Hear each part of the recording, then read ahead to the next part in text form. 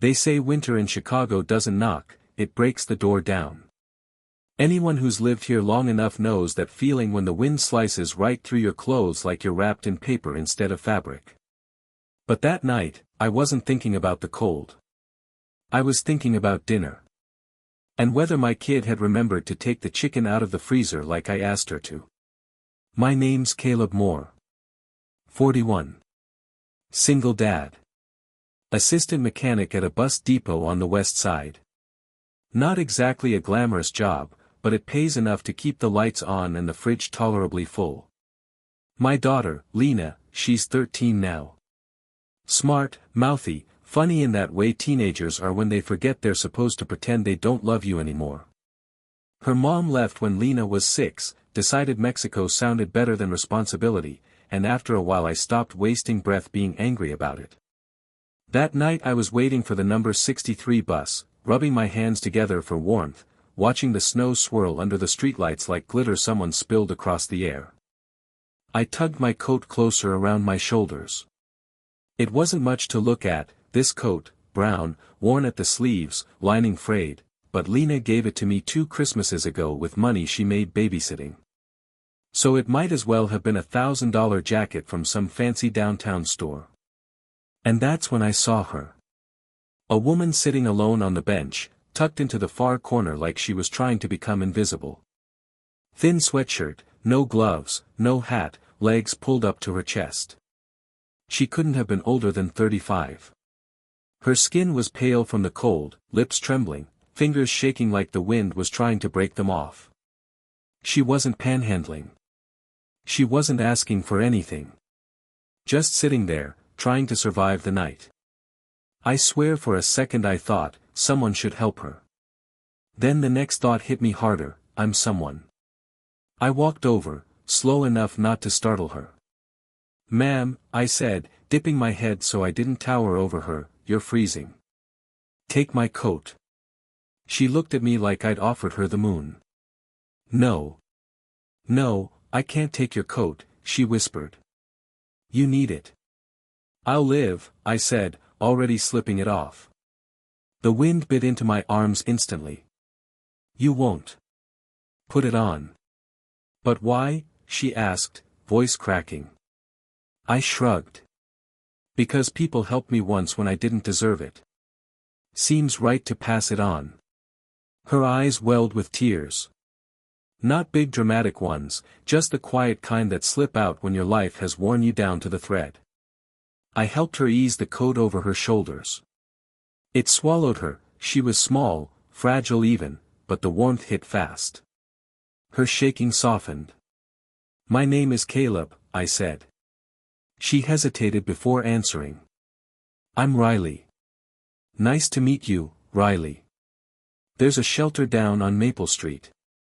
You can get a warm meal, maybe a bed, if you hurry before they fill up." She nodded, still gripping the coat like she was afraid it might disappear. "Thank you," she whispered. "Really?" My bus arrived with a hiss, and I jogged to catch it, crossing my arms against the cold. As the bus pulled away, I glanced back and saw Riley walking toward Maple Street, her shoulders no longer hunched against the wind, my coat wrapped tight around her. I didn't know it then, but that moment was going to change everything. The next morning, I woke up coughing. Lena barged into my room like she always does when she's worried but pretending not to be. "Dad, you're sick," she announced. "It's called winter," I muttered. "No, it's called you're coughing like someone's sawing logs inside your chest." I dragged myself up, joints stiff from the night cold. Mia frowned at my sweater. "Where's your coat?" "I gave it to someone." "You what?" I told her about Riley, not the details, just enough. Lena stared at me for a long second, then shook her head. "Mom would have said that was stupid," she said, but her voice softened. "But I guess I'm glad you did it. She made me ginger tea before school." I didn't ask how she knew how to make ginger tea.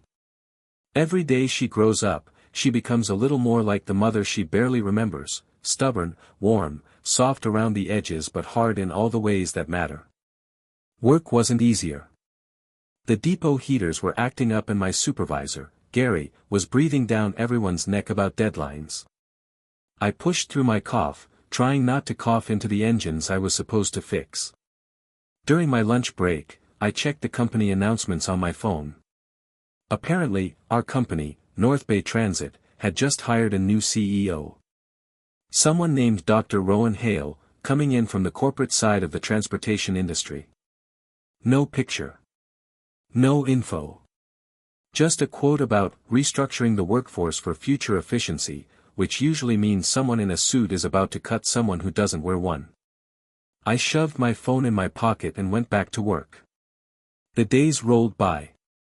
I forgot about Riley, or tried to.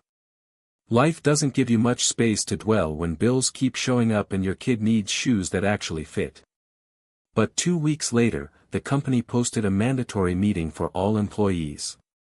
Rumors flew. People whispered about pay cuts, new rules, layoffs.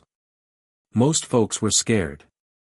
I wasn't scared, exactly, but I wasn't thrilled either. When corporations restructure, guys like me, the ones who keep the wheels turning, are always the first on the chopping block. The morning of the meeting, I grabbed a seat near the back with the other mechanics. My cough had mostly faded, but I still felt a little hollow in the chest. The auditorium filled quickly. Then the COO stepped up to the mic. "Everyone, please welcome our new CEO. Dr. Rowan Hale." A woman walked out. Not just any woman. Riley. Clean hair. Professional suit. Confidence in her walk. Warm but steady eyes. But unmistakably, undeniably. Riley. And she was wearing my coat. My heart stopped. My brain short-circuited. My co-workers whispered, "She's beautiful, she's young, she looks sharp." And I stood there feeling like someone had emptied a bucket of snow down my spine. She began speaking. Warm voice. Clear. Strong. But I wasn't listening. I was stuck between disbelief and some kind of ridiculous fear that she'd call me out for giving her a coat she didn't deserve. Then her tone shifted. "Before I talk about changes in this company, I want to tell you how I got here. 2 weeks ago, I was struggling. More than struggling. I was homeless. Exhausted. Out of options. And one man, one stranger, saw me freezing at a bus stop and handed me the coat off his back. No hesitation. No judgment. That coat got me through the night. His kindness got me through the week. My co-workers leaned in. "He's here today," she said. "And I want to thank him publicly." My stomach dropped to my shoes. "Caleb Moore," she said. "Please come up here." I wanted to run. Or melt into the floor. But my co-workers nudged me forward and before I knew it, I was on stage, face hot, lungs tight. She stepped down. Up close she looked the same as the woman on that bench, just warmer, steadier, whole again. She whispered, "Thank you. Truly." Then she handed me the coat. The applause felt unreal. People clapped like I'd saved a life instead of just giving away a coat. After the meeting, she found me by the hallway. "You probably have questions," she said. I nodded. "Just one, how?" She smiled gently. "I wasn't lying. I lost everything. Depression can do that to you. Grief can do that to you. But you treated me like a person when I felt like a shadow. I won't forget it." We talked. Quietly. Honestly. Then she surprised me. "I want you on my team," she said. "An internal role. Employee culture and well-being. Someone who tells me the truth about what workers actually need. Someone grounded." I laughed because it made no sense. "I fix buses, Riley." "You fix people too," she said softly. "You fixed me." I didn't say yes. Didn't say no. Just stood there feeling like the hallway was tilting sideways under my feet. When I got home, Lena was sitting on the couch doing homework. I told her everything. She listened without blinking. Then she asked the one question that mattered. Would you still be home for dinner most nights? Yes. Then take it, Dad. You deserve something good. Kids don't complicate decisions. They see the path. We're the ones who overthink it. So I took the job. Not because I believed I was qualified. But because someone finally looked at me like I was more than the sum of my bills and mistakes. And Lena deserved a dad who bet on himself once in a while. My new position was strange at first. Meetings. Reports. Talking to office people who wore ties even when nobody told them to.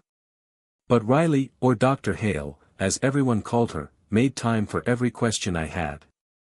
She trusted me in rooms filled with people who'd never worked a day in maintenance but thought they understood how the world functioned. Slowly, I found my footing. People came to me with issues they were afraid to bring to management. I listened. I reported honestly. Riley actually acted on it. She raised wages for overnight crews. Improved break rooms. Extended leave for parents. Made safety upgrades maintenance had requested for years. For the first time in my life, I didn't feel replaceable. But success never comes without noise. Some executives didn't like a mechanic sitting at their table. They whispered.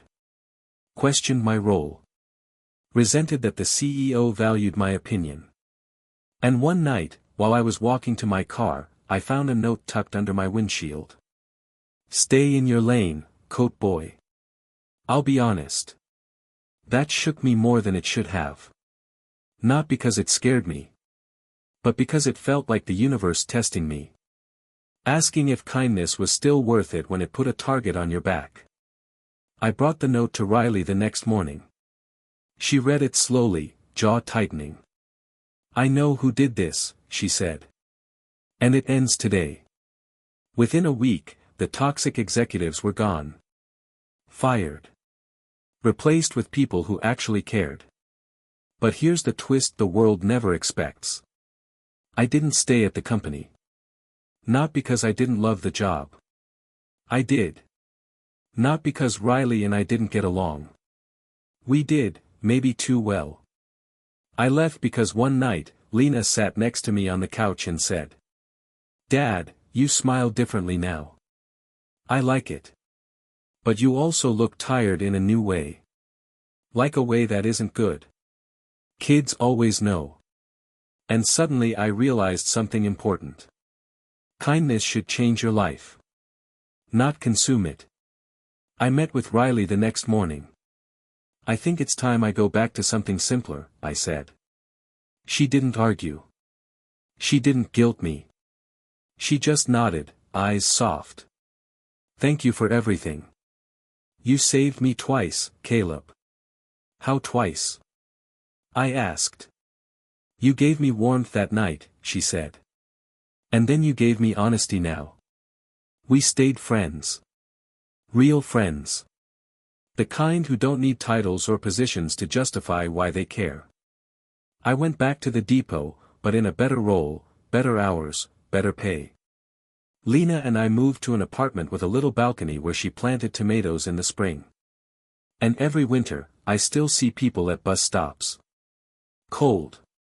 Alone. Forgotten. And I always think. What if the next person I help is another Riley? Or what if the next person helps me? So now I want to ask you, you watching this. Do you believe small kindness can really change a life? Or do you think stories like this are rare miracles in a world too busy to care? Tell me in the comments. Your answer says more about the world you want to live in than you think.